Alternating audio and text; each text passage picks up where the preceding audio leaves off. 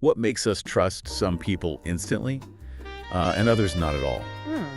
And have you ever thought about the hidden efforts someone might make just so you're accepted? It's funny how those really complex social things, they often pop up in the simplest stories, don't they? They really do. And today, we're actually going to explore one just like that. Okay.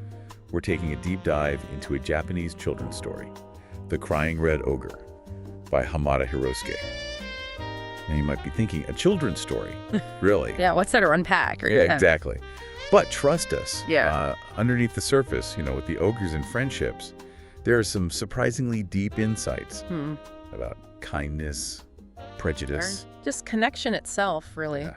Yeah, we've looked at some really thoughtful analyses of the story, the plot, its themes, how it still kind of hits home today. Right. So our goal here is to sort of pull out the key wisdom from this seemingly simple tale, give you a clear sense of its power. And hopefully spark some interesting thoughts for you along the way. Okay, let's get into the heart of it. The story's about this red ogre, and he desperately wants to connect with the humans living nearby. Right. He even puts up a sign, like welcoming them. Seems pretty straightforward, doesn't it? On the surface, yeah. But the humans, well, they react with fear, which, given he's an ogre, Maybe understandable, yeah. perhaps. But their fear stops them seeing his, genuine wish for friendship. What's really striking, I think, is how deep those fears run. Hmm. It takes more than just a gentle nudge, It Yeah. needs this whole manufactured crisis, basically, to even start chipping away at it. That really says something about how stubborn societal biases can be, doesn't it? Absolutely. Inertia is a good word for it. So the red ogre's left feeling, well, alone, isolated.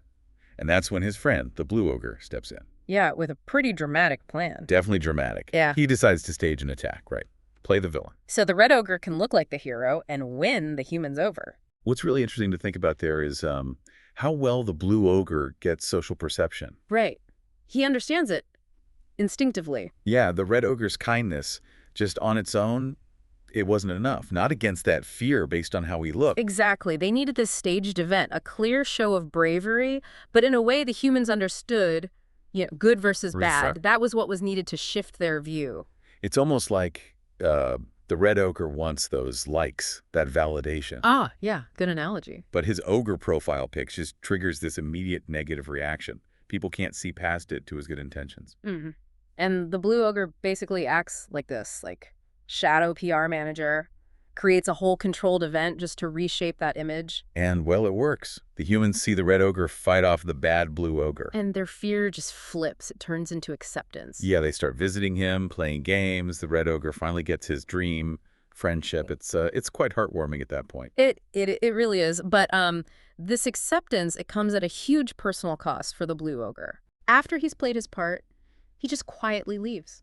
Sends a letter explaining that, if he stuck around, it might mess things up for the red ogre's new friendships. He puts his friend's happiness so far ahead of his own that he completely removes himself, just vanishes. Yeah. And that's where the title, The Crying Red Ogre, really hits you. The red ogre reads that letter, and he's just crushed Utterly heartbroken. by his friend's sacrifice, his absence. He just cries.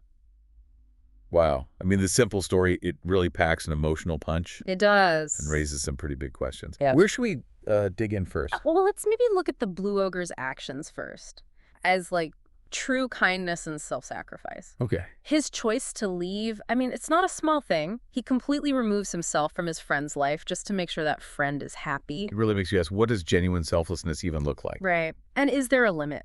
Is there a point where sacrificing your own well-being maybe isn't the best way forward or the most sustainable way? Yeah, it reminds you of all those modern conversations about, boundaries, avoiding burnout, especially if you're in a helping role. Exactly. The Blue Ogre's Act, it's incredibly generous, but it also leaves him totally isolated.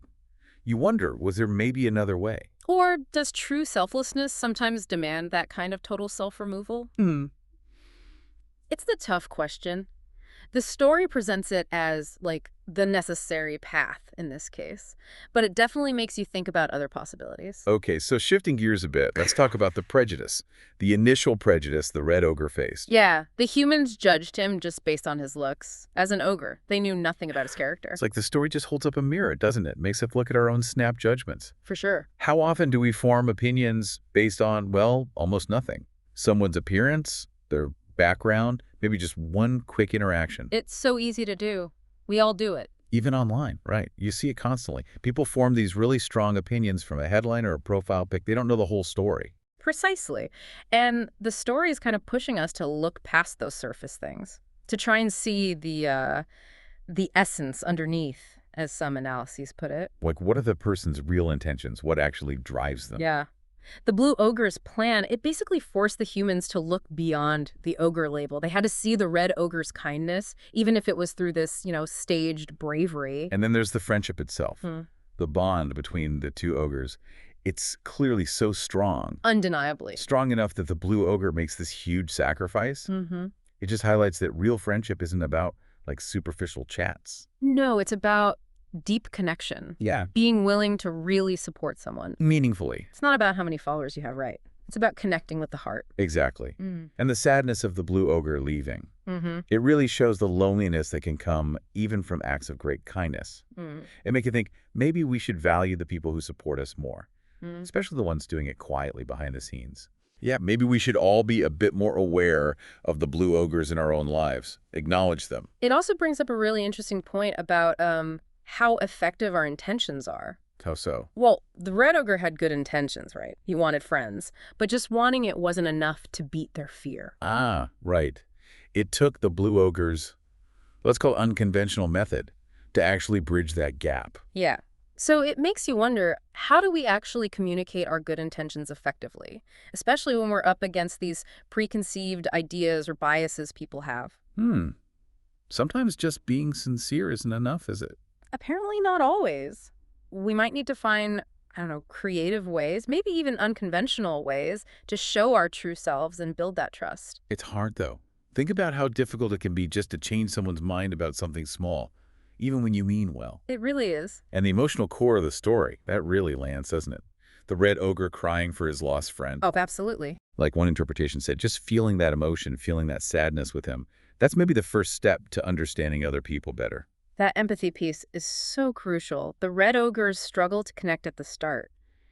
You could see it as a parallel to, say, challenges in cross-cultural communication. Or just trying to connect with someone from a totally different background. Right, because even with all the surface differences, those basic human desires for connection, for understanding, they're usually there underneath it all. And eventually, the humans do accept the Red Ogre for who he is. He gets known as a good ogre. Which shows it is possible, right? Prejudice can be overcome through kindness, maybe with a bit of strategic help sometimes. Exactly. The story is really pushing for looking past labels, past first impressions, see the individual. Yeah, try to eliminate prejudice and see the person themselves. It's such a powerful message, especially today when we're just flooded with info and quick judgments all the time. It's amazing, isn't it, how this seemingly simple kid's story touches on such grown-up stuff. Totally. Relationships, social barriers, the tricky parts of kindness.